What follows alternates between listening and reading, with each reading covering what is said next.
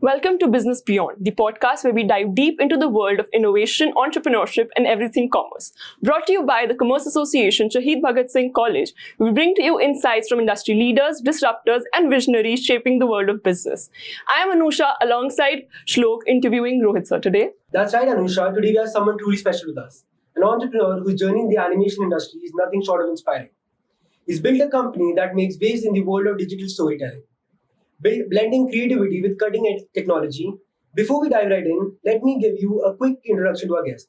Joining us today is Rohit Thakur, the founder of Future Animations, a company that's redefining the animation landscape in India. With a passion of storytelling and a business mindset, Rohit has built a venture that caters both creative and commercial demands in the industry. From starting as an independent creator to leading a fully fledged animation company, Rohit's journey has been remarkable. His expertise lies in the blending art of technology, ensuring that animation isn't just about visuals, but also about delivering impactful narratives. His vision also landed him with a successful pitch on the Shark Tank India, where he showcased the potential of animation as a scalable business. Today, we'll explore the entrepreneurial journey, his approach to business sustainable, and where the future animation is heading next. Rohit, welcome to Business Beyond. Thank you so It's much. great to have you. So, Rohit, your Shark Tank pitch was seen by millions and millions of people. But there is a lot of things that are not seen on TV. So, what happened in the room that people do not know? Well, actually, there are many things that people do not know. और हमारी जो pitch थी वो almost 1 से सवा घंटे की थी और सबसे आखिरी पिच थी ऑफ द डे, मतलब ऑलमोस्ट रात के 12 बजे करीब हमारी पिच हुई थी. तो होता ये है वहाँ पर कि जिस दिन हमारी पिच है उससे 2 दिन तक हमारी रिहर्सल चलती है. और रिहर्सल भी क्या होती है, हम सुबह 8 बजे सेट पे चले जाते हैं और वहाँ पर फिर भूखे प्यासे करते रहते हैं, प्रैक्टिस करते रहते हैं. और भूखे प्यासे नहीं, वैसे उनके पास रखा होता है खाने पीने का सिस्टम, बट हम लोग इतने एक्साइटेड होते हैं कि खाने पीने की कुछ मन नहीं करता, बस वो करते जाओ, प्रैक्टिस करते जाओ. और इनफैक्ट ये हुआ था, मैं आपको बताता हूँ, just before the night of the pitch हम लोग जब सो रहे थे तो मैंने ये डिसाइड कर लिया था कि यार इस बार हम लोग डील लेके आएंगे. Because in 2023 we have also applied for the Shark Tank, but हमारा थर्ड राउंड में जाकर रिजेक्ट हो गया था. तो उस बार हम लोगों ने सोचा इस बार कोई गलती नहीं करेंगे, इस बार हम लोग पिच मतलब डील लेकर के ही आएंगे. तो हुआ ये कि हम लोगों ने सोचा भाई डील लेके आएंगे.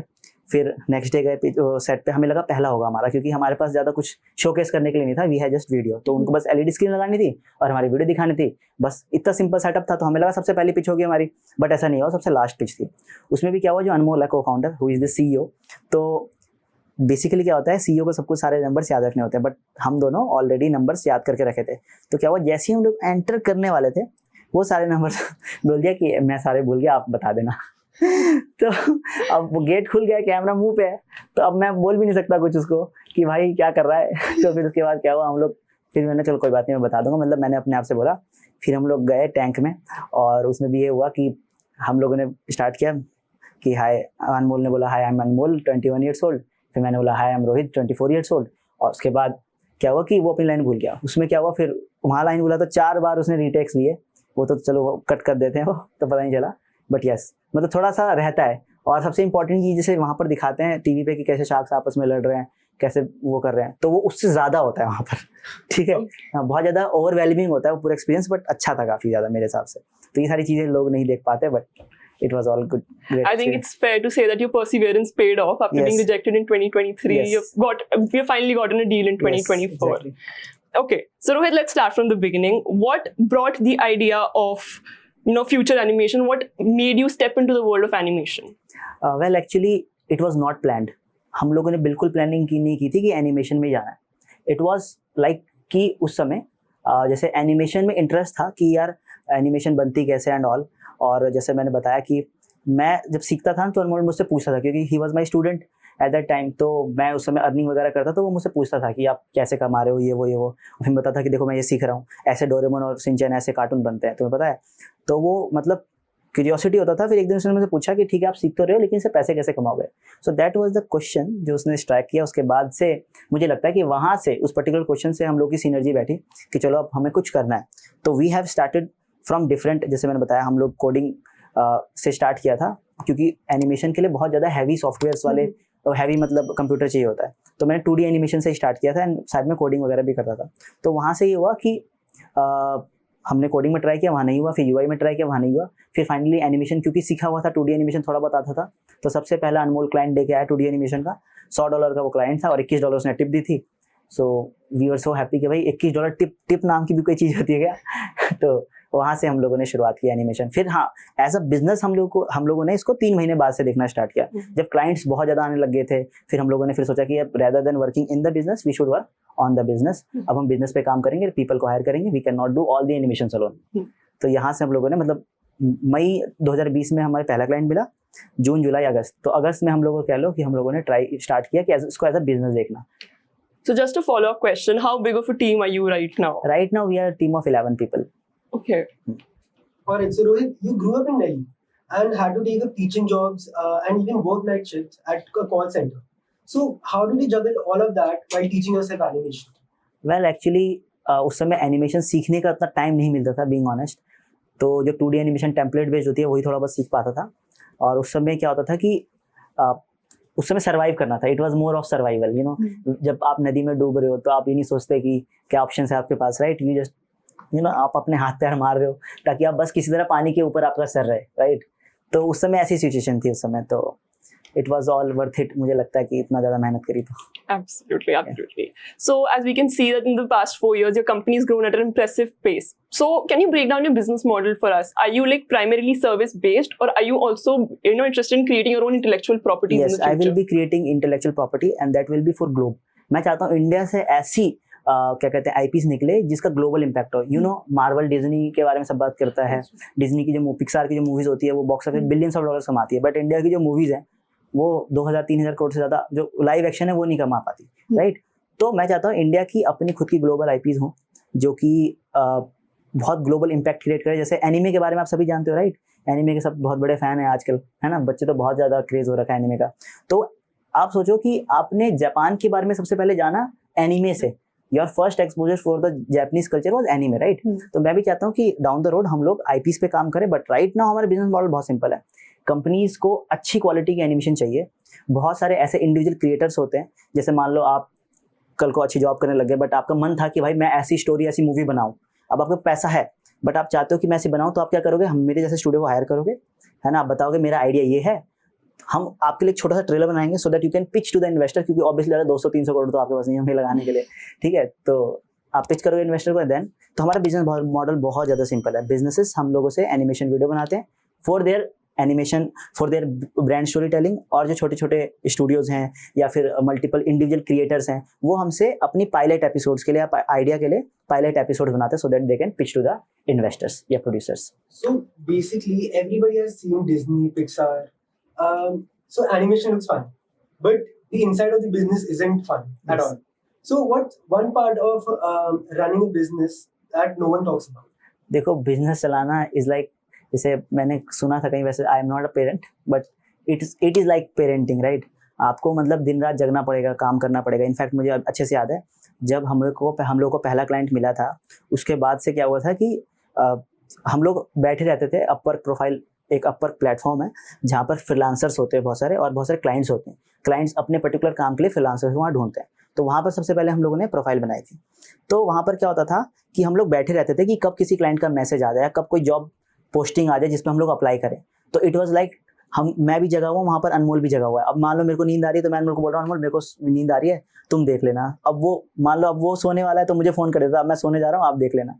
तो it was too tough in the beginning, और अभी भी ऐसा होता है। अभी भी बिजनेस का वो एस्पेक्ट जो मैं बताता हूँ, स्पेशली एनिमेशन वाली इंडस्ट्री में, इसमें क्या होता है, आप क्रिएटिव ब्लॉक्स का बहुत सामना करो। क्रिएटिव ब्लॉक्स मतलब आपको क्रिएटिविटी आएगी नहीं। कभी कभी क्या होता है कि क्लाइंट ने एक प्रोजेक्ट दिया, उसमें आप सोचोगे कि मैं इसको किस तरीके से एनिमेट करूँ कि वो अच्छा लगे, तो क्रिएटिव ब्लॉक्स का भी सामना करना पड़ता है। इसकी वजह से एनिमेशन इंडस्ट्री में सबसे ज़्यादा क्रिएटिव बर्नआउट्स होते हैं। आप देखोगे आर्टिस्ट कितने ज़्यादा हमेशा ओवरवर्क नहीं रहते हैं यहाँ पर, क्योंकि क्रिएटिविटी का काम है, आपको बहुत दिमाग खपाना पड़ता है। बट ये बात जो है क्लाइंट्स जो हमसे काम कराते हैं वो इतना समझते नहीं है। उनको लगता है यार ये 1-10 सेकंड की तो एनिमेशन है, इसमें कितना टाइम लग गया, राइट।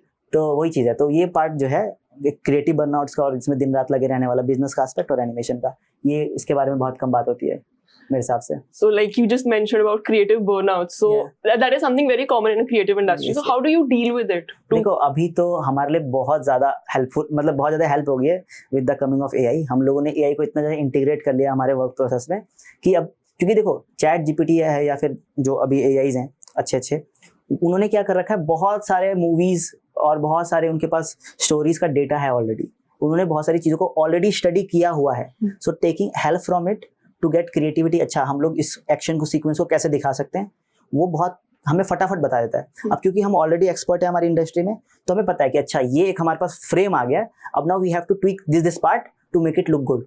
तो अभी एआई की वजह से आई थिंक कि जो क्रिएटिव बर्नआउट्स वाला जो क्रिएटिव ब्लॉक वाला जो सीन है कि हम क्रिएटिविटी लगाते वक्त कहीं स्टक हो जाता है, वो काफ़ी ज़्यादा दूर हुई है with the help of AI.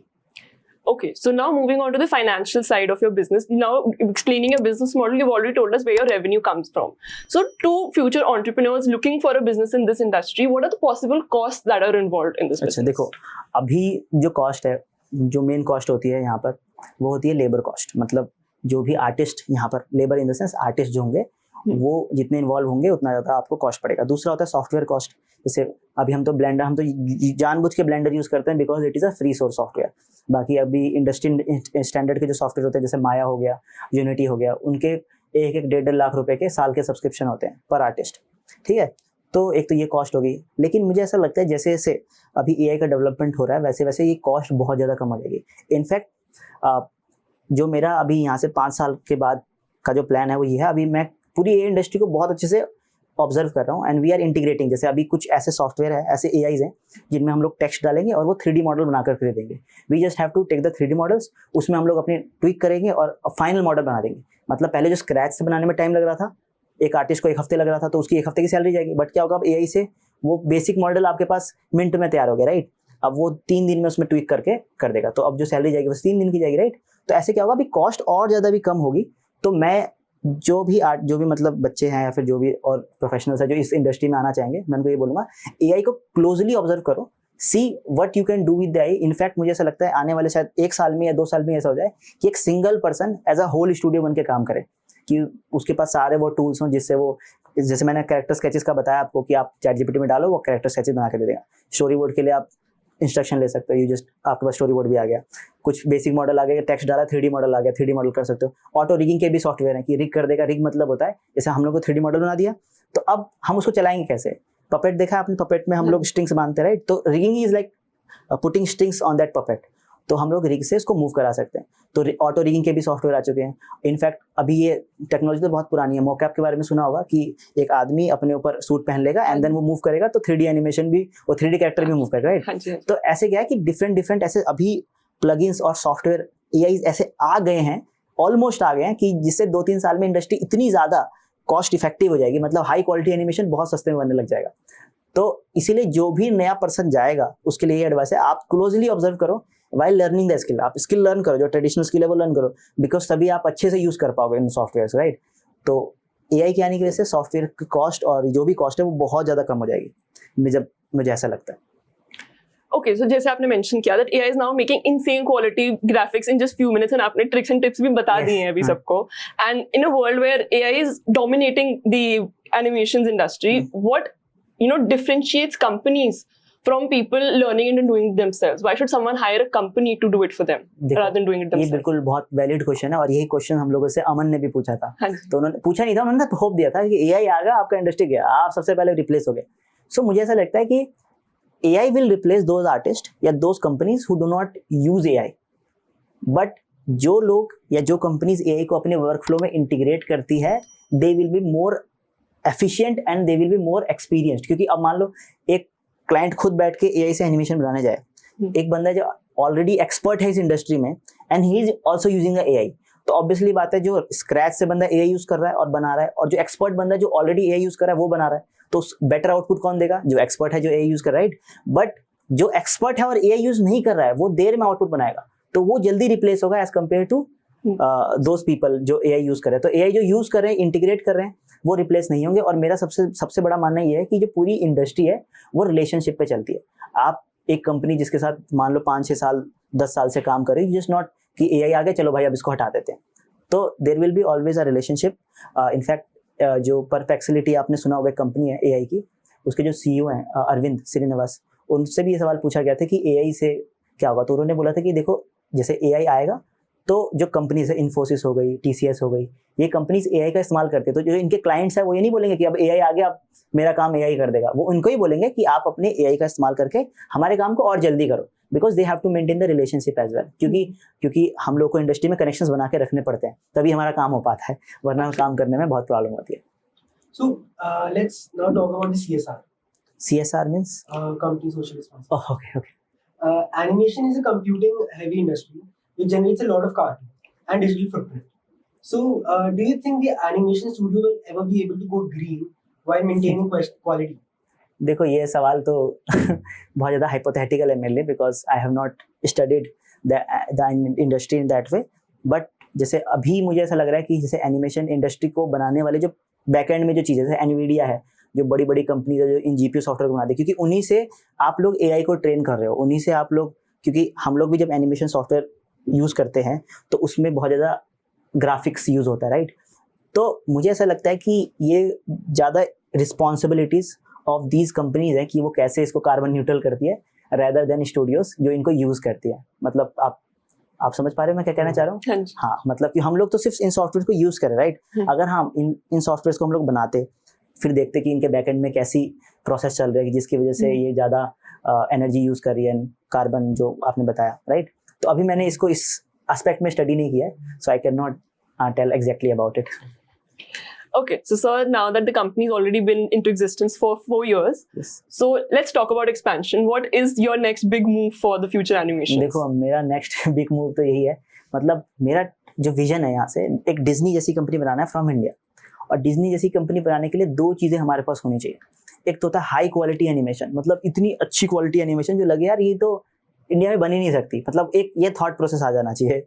दूसरा मुझे लगता है ऐसी आईपीज जो कि आपने अगर डिज्नी की मूवीज देखे, आप देखो किसकी दे फील सो गुड, है ना। आप देखो जंगल बुक देख लो, या फिर ये फ्रोजन मूवी आपने देखी होगी, इनक्रेडिबल्स देखी होगी, राइट। इनकी मूवीज जो है ना ये सारी मतलब फील गुड फैक्टर क्रिएट करते, राइट।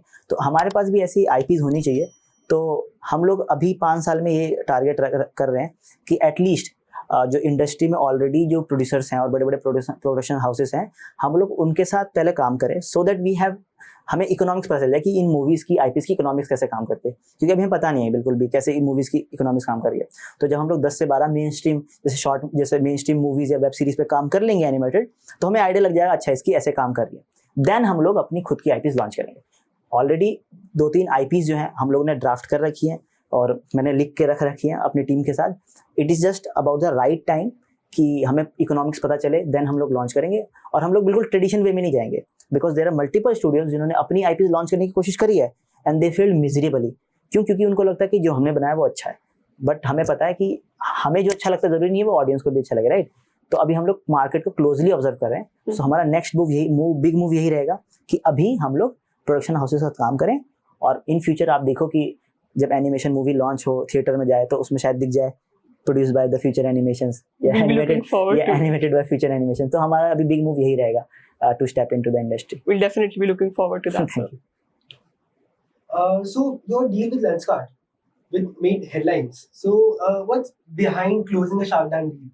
देखो मुझे ऐसा फील होता है क्योंकि लेंसकार्ट ऑलरेडी अभी तो $5.6 बिलियन की कंपनी हो गई, बहुत बड़ी कंपनी हो गई है, और वो ऑलरेडी एनिमेशन बनाते थे। तो मुझे ऐसा लगता है कि पीयूष ने देखा कि हम लोग हाई क्वालिटी मतलब इंटरनेशनल क्वालिटी एनिमेशन बना रहे हैं ऑलरेडी, तो हम लोग उनके लिए भी बना सकते हैं। तो ही सी अ कॉम्प्लीमेंट वे कि भाई एक तरीके से हम लोग भी हमारी भी हेल्प हो जाएगी, हमें फंडिंग चाहिए, वी वांट टू ग्रो, और एक तरीके से उनकी भी हेल्प हो जाएगी, they will have good quality of animation in very less cost. तो मुझे ऐसा लगता है कि 2 वे यहाँ पर बेनिफिट हुआ है इस डील से, मतलब पीयूष को भी और हम लोगों को भी। So do you think the partnership actually what does this partnership actually mean for you in the business? देखो more funding, more exposure or both? मतलब मेरा तो मेन चीज़ ये थी कि अगर मुझे 10 लाख रुपए में भी अगर मुझे इक्विटी डायरेक्ट करनी पड़ती तो हम लोग कर देते हैं, बिकॉज द थिंग इज हमें कनेक्शंस बनाने हैं। ये पूरी इंडस्ट्री कनेक्शंस पे चलती है। इनफैक्ट जब हम लोग शार्क टैंक में गए थे, most of the people working there were freelancers. Freelancer मतलब जैसे मैंने कॉल किया, भाई यहाँ पर आ जा, शार्क टैंक के सेट पे काम है, तो भाई मतलब मेरा दोस्त अगर शार्क टैंक के सेट पे काम करता हो तभी तो मेरे को फोन करेगा, राइट। तो same to same animation industry भी ऐसे काम करती है कि भाई मेरे अगर सोनी का डायरेक्टर मेरे को जानता है, सोचा है मेरे को एक एनिमेटेड सीरीज बनानी है, चलो रोहित को फोन कर देता हूँ, क्योंकि अगर पता होगा रोहित कौन है एनिमेशन बनाता तभी तो मेरे को फोन करेगा, राइट? तो ये पूरी इंडस्ट्री कनेक्शंस पे चल रही है। तो वी वर मोर इनटू कि यार हम लोग जाएंगे तो कनेक्शंस लेके ही आएंगे, मतलब we were more into the part of connections कि एक्सपोजर हमें ज़्यादा मिले, क्योंकि फंडिंग की एज सच हमें कोई ज़रूरत नहीं थी, क्योंकि हम लोग का बिजनेस ऑलरेडी हाई मार्जिन है, मतलब 40-45% हमारा प्रॉफिट मार्जिन रहता है इसमें। मतलब अगर हम लोग क्लाइंट को क्लाइंट से अगर हम 10 लाख रुपए कमा रहे हैं तो हमारे पास 4-4.5 लाख रुपए हमारे पास बच जाता है। So, speaking of connections, do you think that this deal opened doors for your corporate clients? Corporate lines मतलब बड़ी बड़ी कंपनीज के साथ काम करना, राइट? हाँ बिल्कुल बिल्कुल। इनफैक्ट शार्क टैंक से आने के बाद मैं आपको बताता हूँ, हम लोग मेक माई ट्रिप के लिए वीडियो बना रहे हैं, और ये अपना एक और कंपनी है, कौन सी है, मतलब 2-3 बड़ी बड़ी कंपनीज है, मेरे को नाम भी याद नहीं आ रहा है ठीक है, मतलब वीडियोस आएंगी ना, आप मतलब देख लेना कि पता चल जाएगा फीचर एनिमेशंस ने एनिमेट किया है। Definitely, sir. So, what's one business principle that every animation entrepreneur should swear by? कि एक business principle जो इस पे follow करते ही हो आप? देखो मुझे ऐसा लगता है कि एग्जीक्यूशन इज अ की। मतलब मैं आपको बताता हूँ, आई एम नॉट, अभी अनमोल होता तो वो ज़्यादा बेटर आंसर करता है इस चीज़ का, मतलब क्योंकि मैं आपको बताता हूँ कि ज़्यादातर जो स्टूडेंट्स होते हैं, इनफैक्ट मैं भी उनमें से एक था, कि मैं सोचता इन द सेंस कि ये आइडिया है, ऐसे करेंगे, I can make a perfect business plan, but if I want execute it will be just idea, right? तो अनमोल के साथ ऐसा था कि हम लोग आइडिया डिस्कस करते थे, by the next day he implemented. वो बिल्कुल वेट ही नहीं करता है ना, he is so obsessed about execution. मतलब चाहे खराब भी आइडिया होगा ना, वो एग्जीक्यूट कर देगा, नुकसान करा लेगा, फिर मेरे को बोलेगा अरे मैन नुकसान हो गया, मैंने कोई बात नहीं। मतलब सभी बिजनेस जो भी स्टार्ट करना चाहता है उनके लिए बोलूंगा कि भाई आप एग्जीक्यूट करो, जो भी आपके पास खराब भी आइडिया है ना, आप एग्जीक्यूट करो, सी द रिजल्ट्स एंड उसके अकॉर्डिंग एक्ट करो। मतलब जितनी जल्दी आप एग्जीक्यूट करोगे उतनी जल्दी आप लर्न करोगे, या फेल होगे, या जो भी है वो सीखोगे, ऐसे करते करते बहुत जल्दी आगे बढ़ोगे। तो मुझे ऐसा लगता है वन ऑफ द की जिसकी वजह से हम लोग यहाँ तक भी आ पाए हैं वो है फास्ट एक्सक्यूशन, क्योंकि हमें जो आइडिया है हमने तुरंत इम्प्लीमेंट किया। So like you said that a business is a mixture of both good decisions and bad decisions. Yes. So what is that one bad decision that you made in business that actually worked in your favor? देखो bad decision तो पता नहीं है, मतलब ऐसा एक मैं आपको बताता हूँ, हुआ ये था कि हम लोग 2D एनिमेशन का एक प्रोजेक्ट कर रहे थे, बहुत पुरानी बात है, ठीक है। तो हम लोगों ने क्या किया कि बहुत सारे 2D एनिमेशन के प्रोजेक्ट उठा लिए, $100 के होते थे उस समय, 100 $50 डॉलर के। तो हम लोग ना उस पर्टिकुलर टाइम फ्रेम में, मतलब मान के चलो 2021 की बात है ये, जब दूसरा ही साल था हमारे बिजनेस का, तो हम लोगों ने उस समय बहुत 2D एनिमेशन के प्रोजेक्ट किए थे, मतलब साल भर में 131 किए थे, और हम लोग इतना एग्जॉस्ट हो गए थे करके। तो हम लोगों ने देखा यार हमारा रेवेन्यू आया, उस साल हम लोगों ने 48 लाख का रेवेन्यू किया था, 48 लाख का रेवेन्यू किया था, और 131 प्रोजेक्ट समथिंग किए थे हम लोगों ने। तो मुझे अच्छे से याद है हम लोग इतने एग्जॉस्ट हो गए, हम सोचे यार बताओ यार इतना काम कर रहे हैं और सिर्फ इतने ही पैसे आए, ठीक है, मतलब पैसे भी बढ़े, पिछले साल हमने 20 लाख कमाए, सर 48 लाख कमाए, बट उसके अगेंस्ट हमें जितना काम करना पड़ा, तो उसकी वजह से हम लोग सोचा कि यार नहीं, हमें पिवट करने की जरूरत है, हम लोग 2D एनिमेशन ही नहीं बना सकते, अगर डिज्नी जैसी कंपनी बनानी है तो हमें हाई क्वालिटी एनिमेशन की तरफ जाना पड़ेगा। तब हम लोगों ने स्टार्ट किया R&D वगैरह करना और बहुत सारी चीज़ें करना, फिर देन हमने 3D एनिमेशन प्रोवाइड करना स्टार्ट किया। तो मैं ये बोलूँगा कि जो हमारा डिसीजन ये था कि आई विल से कि बैड डिसीजन था कि हम लोगों ने इतने सारे प्रोजेक्ट लिए इन फर्स्ट प्लेस, बट हम लोग लिए इसलिए हम लोग सीख पाए कि यार इतने सारे प्रोजेक्ट नहीं लेते हैं कभी भी, है ना, उतने ही लेने हैं जिससे हम हाई क्वालिटी आउटपुट प्रोड्यूस कर पाए। इनफैक्ट मैं आपको बताता हूँ, जो पहले 2 साल में हम लोगों ने एनिमेशन प्रोजेक्ट काम किए थे ना 2D वाले, वो हम अपने पोर्टफोलियो में भी नहीं दिखाते हैं, because it is not something happening. मतलब मैं दिखा दूंगा तो कोई इंप्रेस नहीं होगा, बट मैं हमारे पोर्टफोलियो में वो सारे प्रोजेक्ट दिखाता हूँ जैसे जो हम लोगों ने R&D करते वक्त हम लोगों ने बनाए कि भाई ये हम लोगों ने हाई क्वालिटी एनिमेशन बनाई है। तो जब हम वो क्लाइंट्स को दिखाते हैं तो क्लाइंट बहुत इंप्रेस हो जाता है। इनफैक्ट अभी हमारी रिसेंटली एक कैनेडियन क्लाइंट से बात हुई थी, हम लोग रीच आउट कर रहे थे शार्क टैंक से आने के बाद, तो उसको हम लोगों ने जब वीडियो दिखाई तो वो इतना इंप्रेस हो गया, वो कह रहा है कि यार forget about the money, I want to work with you guys, ठीक है, find out the way how can I work with you. मतलब वो इतना ज़्यादा इंप्रेस हो गया था कि यार वो वीडियो देख के सोच रहा है यार कि मैं कैसे काम करूं इन लोगों के साथ, सो दैट मैं भी ऐसी कुछ एनिमेशन अपने मतलब अपने बिजनेस के लिए बना पाऊँ। So that's what I think हमारी अचीवमेंट रही है। That's great. So basically, in a world where attention span are dropping, statistical data has proven it. How does an animation company stay relevant? देखो animation company यहीं पर relevant होती है because लोग का अटेंशन स्पैन बहुत कम हो चुका है, तो you have to show them something जो एंगेजिंग हो, राइट? अगर एंगेजिंग होगा तभी वो उनका वो पूरा देख पाएंगे। तो यहीं पर एनिमेशन, आई थिंक जो आपका क्वेश्चन है उसका आंसर ही यही है कि एनिमेशन इस चीज़ को बढ़ाता है, क्योंकि एनिमेशन एंगेजमेंट के लिए ही कंपनीज बनवा रही हैं। क्योंकि अगर मान लो आपके पास बहुत सारी वीडियोज आ रही है, अचानक से कोई एनिमेटेड वीडियो आ गई जिसमें कुछ फैक्टर है एंगेजिंग, तो आप उसको थोड़ी देर देखोगे, तो आई थिंक एनिमेशन वीडियो का एंगेजिंग स्पैन, जो अटेंशन स्पैन होता है, वो ज़्यादा होता है एज कम्पेयर टू जो नॉर्मल वीडियोज होती हैं मेरे हिसाब से. So basically, there are short form animated videos and Long form, yes. animated videos for the future. So basically, which one do you take the most? देखो हम तो दोनों ही लेके चल रहे हैं, दोनों इसलिए क्योंकि शॉर्ट फॉर्म तो ठीक है, शॉर्ट फॉर्म सोशल मीडिया वगैरह के लिए ठीक है, एंड बट अभी मुझे लगता है जैसे थिएटर में आप शॉर्ट फॉर्म वीडियो तो देखने नहीं जाओगे राइट है ना. तो और इनफैक्ट अगर आप मूवी भी देखना पसंद करोगे तो आई एम नॉट, अभी मैं वो नहीं देख पा रहा हूँ कि लोग शॉर्ट फॉर्म मूवी देखें पूरा, क्योंकि मूवी देखने का अपना एक एक्सपीरियंस है, अपना एक एक्सपोजर राइट. आप रील्स भी देखोगे, आप मूवी भी देखोगे, आपके मूड पे डिपेंड करेगा राइट. तो इसलिए मेरे को लगता है कि दोनों ही ये रेलेवेंट है अपने अपने पर्पस के लिए. So in this industry where big studios dominate, what's your moat? A big advantage for you. Considering this is a very big industry, how will you deal with the competition? देखो ये सबसे बड़ा question है जिसके बारे में हम लोगों ने बहुत थिंक किया था उस समय. तो देखो अभी मैं आपको बता देता हूँ हमारा मोट क्या है. मुझे ऐसा लगता है कि हमारा मोट अभी जिस लेवल पे हम लोग हैं, क्योंकि हर एक कंपटीशन का ना एक अपना वो होता है, सेगमेंट होता है. अभी हम लोग डिज्नी से कॉम्पीट तो कर नहीं पाएंगे, ऑब्वियसली बात है. तो अभी हम लोग उन स्टूडियो से कॉम्पीट कर रहे हैं जो अभी हमारे लेवल पे हैं. तो उनसे हमारा मोट ये है कि जिस लेवल पे या जिस कॉस्ट पे जो अभी कंपनीज एनिमेशन प्रोवाइड कर रही हैं, उसी कॉस्ट पे हम लोग बहुत ज़्यादा अच्छी क्वालिटी की एनिमेशन प्रोवाइड कर रहे हैं. और वैसी एनिमेशन क्वालिटी प्रोवाइड करने के लिए उनको बहुत ज़्यादा वर्क करना पड़ेगा. और हमारा जो टाइम स्पैन है, मतलब सेम जो एनिमेशन अभी हम लोग बना रहे हैं वो ब्राज़ीलियन स्टूडियोज $1 लाख पर मिनट में बनाते हैं. 1 लाख मतलब होता है 80 लाख रुपए पर मिनट में बनाते हैं, और हम लोग कितने बना रहे हैं, वो 3 से 5 लाख रुपए पर मिनट में बना पा रहे हैं. तो एक तो मैं बोलूँगा कि high quality animation in very affordable cost हम लोग बना पा रहे हैं. ये हमारी जो करंट लेवल पे जो हमारा कंपटीशन है उससे हमारा मोट ये है. दूसरा मुझे लगता है हमारा विजन, कि हम लोग सिर्फ एक स्टूडियो बन के नहीं रहना चाहते है ना. हम लोग एक, जैसे बताया, we want to be Disney, we want to make Disney from India. तो हम लोग उसी हिसाब से अभी हम लोग काम कर रहे हैं. बाकी एनिमेशन इंडस्ट्री बहुत बड़ी है, $400 बिलियन की मार्केट है. तो हमारे जैसे अगर 100 स्टूडियोज भी आ जाएंगे तो वो भी अपना अच्छा चंक इस इंडस्ट्री में लेके जा सकते हैं. बट इट डिपेंड कि वो कितना ज़्यादा अपने आप को इवॉल्व कर रहे हैं, इंटीग्रेट कर रहे हैं विद दी जो इंडस्ट्री जैसे इवॉल्व हो रही है. So, do you think that in this industry, brand loyalty exists in B2B market? देखो ब्रांड लॉयल्टी तो मेरे को लगता है एग्जिस्ट करती है. अगर आप किसी बिजनेस को अच्छी वीडियोस दे रहे हो, टाइमली दे रहे हो, है ना, तो वो they won't mind paying you extra for that. क्योंकि इनफैक्ट हमारे साथ हुआ, एक क्लाइंट है हमारे पास, ऑस्ट्रेलियन क्लाइंट है वो, ठीक है, वो हमसे वीडियोस बनाता है. हम लोग वो मतलब लिटरली जैसे उसकी एक वीडियो खत्म होने वाली होती है ना, वो वैसे सोचता है कि इनसे दूसरी वीडियो कौन सी करवाऊँ, क्योंकि उसको हमारी वीडियोस बहुत अच्छी लगती हैं. ऐसी मल्टीपल्स हमारे पास क्लाइंट है, उसने ऑलमोस्ट अभी तक हमें $40,000 तक का काम दे चुका है वो अभी तक. मतलब बहुत टाइम से वो हमारे साथ काम कर रहा है. जैसे एक वीडियो खत्म करता है वो दूसरी वीडियो हम लोग को दे देता है. तो मुझे ऐसा लगता है कि अगर आप अच्छी क्वालिटीज़ की वीडियोस प्रोवाइड करते रहोगे, टाइमली प्रोवाइड करते रहोगे, आप जो इनफैक्ट जो आपकी कॉस्ट है वो जस्टिफिएबल कॉस्ट है इन दैट क्वालिटी, तो वो हमेशा आपको मतलब वीडियोस देते रहेंगे. उसमें कोई मतलब मुझे ऐसा लगता नहीं है कि प्रॉब्लम होनी चाहिए.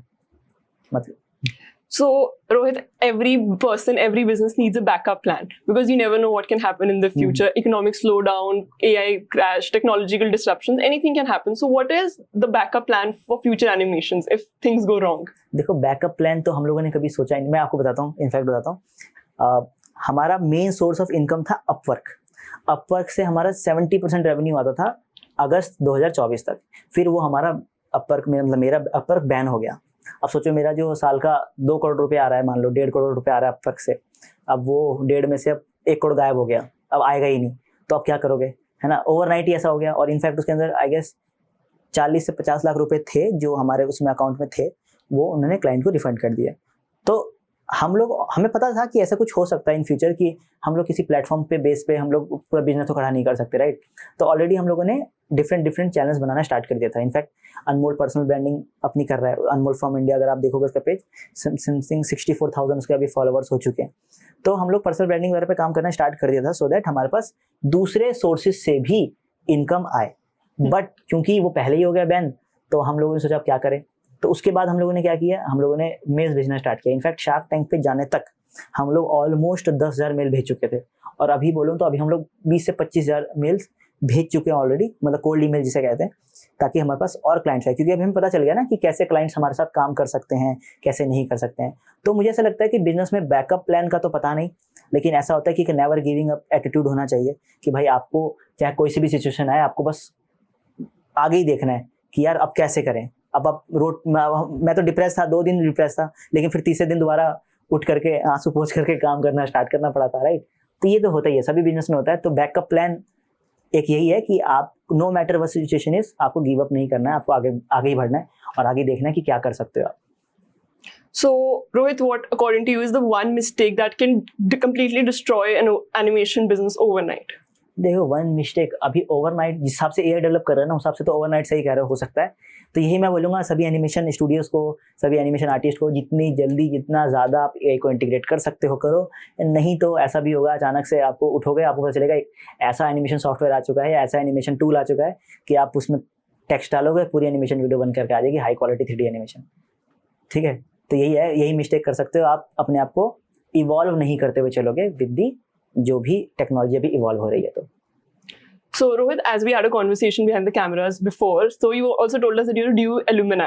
So, please tell us a little about your college life and what did you learn from it? देखो, कॉलेज लाइफ मैंने बीइंग ऑनेस्ट इतनी एंजॉय नहीं कर पाया उस समय, क्योंकि समय मैं वही बता रहा हूँ, रात में मेरे को जॉब करनी पड़ती थी, फिर दिन में कॉलेज से आने के बाद ट्यूशन पढ़ाना पड़ता था। इनफैक्ट वहाँ पर 2 टीचर्स थे जो मेरे फेवरेट थे, एक थे आर डी शर्मा सर और एक थे केटी मैम। मतलब वो R D Sharma sir real analysis पढ़ाते थे और केटी मैम भी रियल एनालिसिस पढ़ाती थी।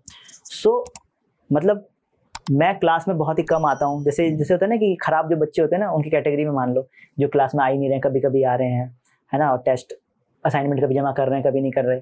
तो they were the only teachers who asked me कि बच्चे क्या प्रॉब्लम है ना, क्या हुआ क्या नहीं। तो उनको मैंने बताया कि मैम ऐसा ऐसा सिचुएशन है। इनफैक्ट जो मतलब मेरे आर डी शर्मा सर थे, उन्होंने एक फंड होता है टीचर एड फंड, वो क्या करते हैं, सभी टीचर्स मिल करके कुछ स्टूडेंट को सिलेक्ट करते हैं और उनको पैसे देते हैं so that they can aid their studies, so that they can fund their studies।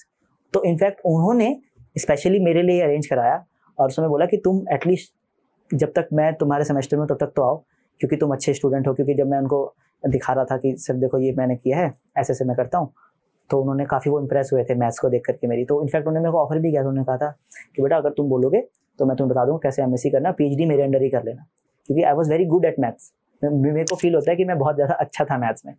तो मुझे कॉलेज लाइफ से तो यही सीखने को मिला कि यार जब तक तुम कॉलेज में हो तब तक एंजॉय करो, क्योंकि जब तुम कॉलेज से बाहर आ जाओगे मेरी तरह तो फिर तो सोचते रह जाओगे काश एंजॉय कर लेता।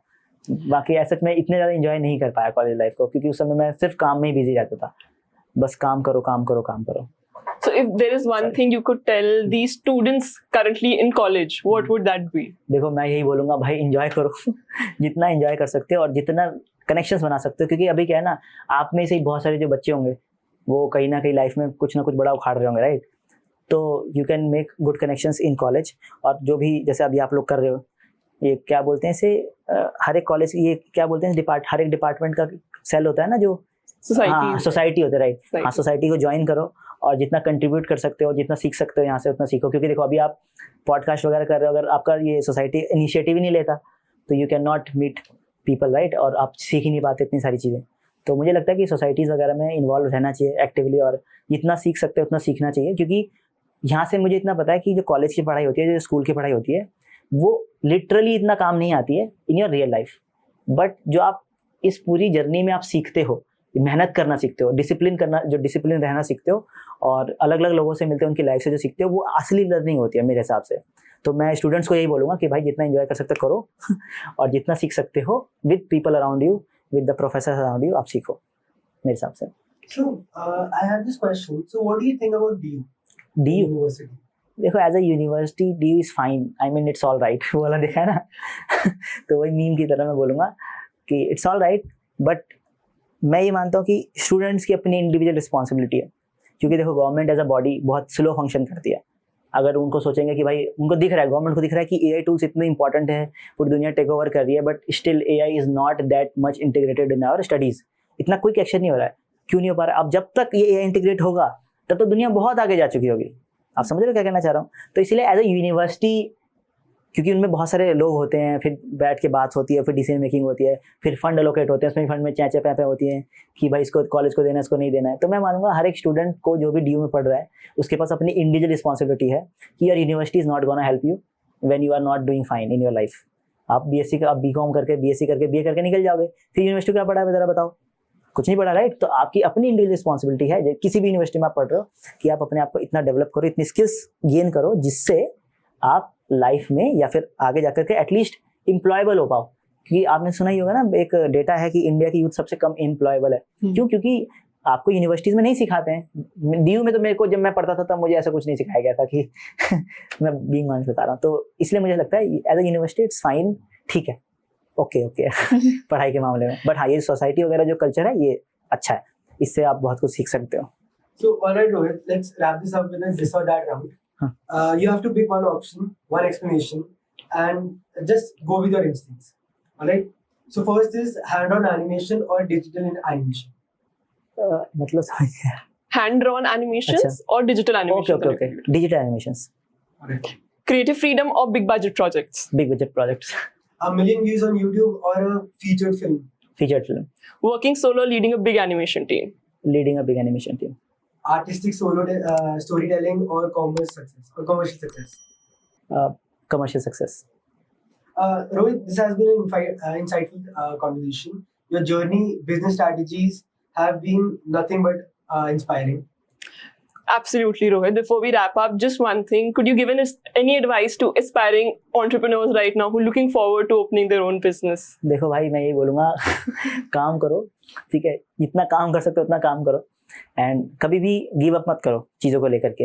ये जैसी आइडिया है उस समय एग्जीक्यूट करो। बस ये मेरे को ऐसा लगता है कि अगर मेरे को ये कोई एडवाइस जब मैं छोटा था मुझे देता कि भाई जितनी जल्दी हो सकता है you just execute it, don't wait for the perfect plan, perfect time is now, perfect plan is now. ठीक है, जो आ रहा है दिमाग में लगा दो और स्टार्ट कर दो बस।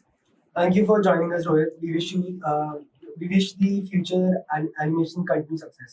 Thank you so much. To our listeners, thank you so much for taking out the time. If you enjoyed this episode, do subscribe to the channel and leave us recommendations and reviews that you want to see in the future. Thank you.